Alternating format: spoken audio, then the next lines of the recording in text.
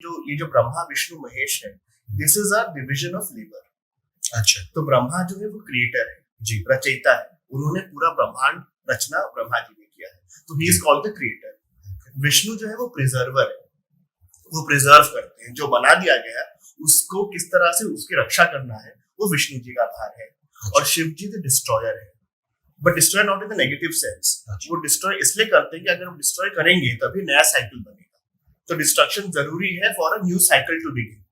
तो ब्रह्मा विष्णु महेश में से महेश हाँ डिस्ट्रॉयर है, लॉर्ड शिव है। हाँ लॉर्ड शिव है जो डिस्ट्रॉयर है। तो इसलिए एक क्रिएटर है, एक प्रिजर्वर है, एक डिस्ट्रॉयर है, ये तीनों का ये प्राइमरी काम है। तो it's a division of labour.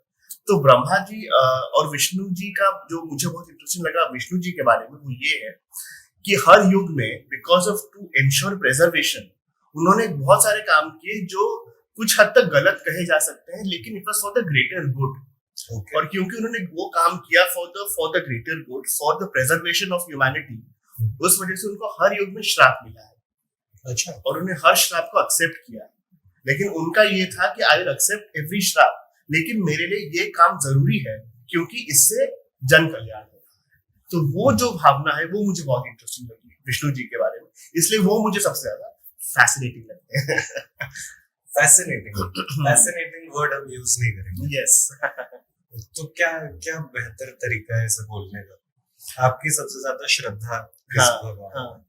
तो जैसे मैंने कहा, आई थिंक अभी अगर इस वक्त डेफिनेटली विष्णु जी के लिए है, क्योंकि अब अगर if I elaborate on what I was saying, सबसे पहले सतयुग आया।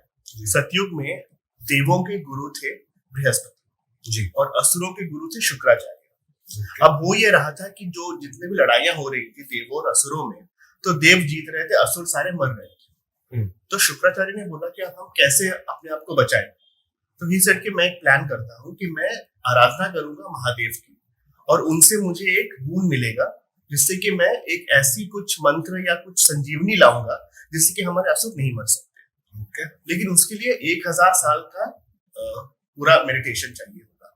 तो असुर ने कहा कि अगर आप चले जाएंगे वहां पे तो हमारे साथ हम अकेले हो जाएंगे, तो how will we protect ourselves? He said एक काम करो, you go to my parents house. तो शुक्राचार्य के पिता और माता थे भृगु और काव्य माता। अच्छा। तो उन्होंने कहा कि आप वहां चले जाओ और उनके पास रहो, वो आपको सुरक्षित रखेंगे। तो वो वहां चले गए ना। इंद्र गॉट टू नो, और इंद्र वॉज देवराजा। तो इंद्र और विष्णु को पता चला कि शुक्राचार्य साधना में लीन है और असुर सारे वहां आश्रम में है। तो वहां पहुंच गए कि ये अच्छा मौका है उन सबका सफाया करने का। तो जब वहां पे गए तो भृगु वहां नहीं थे, काव्य माता अकेली थी। तो वो खड़ी हो गई विष्णु के सामने कि ये मेरे बेटे के डिसाइपल्स हैं और मेरे बेटे ने इनको यहाँ भेजा है सुरक्षा के लिए, तो I can not let you harm them, चाहे वो असुर हो, लेकिन इस वक्त वो मेरे घर में है तो मेरी रिस्पॉन्सिबिलिटी है। विष्णु ने बहुत समझाया, वो नहीं मानी। विष्णु ने चक्र से उनका सर काट दिया, काव्य माता। तो भृगु आए और भृगु ने तब विष्णु जी को श्राप दिया कि जिस तरह आपने मुझे दुख दिया है, मेरे आंसू बहे हैं, मैं श्राप देता हूं कि आप भी धरती पे जन्म लेंगे इन वेरियस अवतार्स, और आप वही इमोशन जो हम एज ह्यूमंस जो हमें सहना पड़ता है, दुख हो, पीड़ा हो, ऑल ऑफ दोज इमोशंस आप भी आपको सहना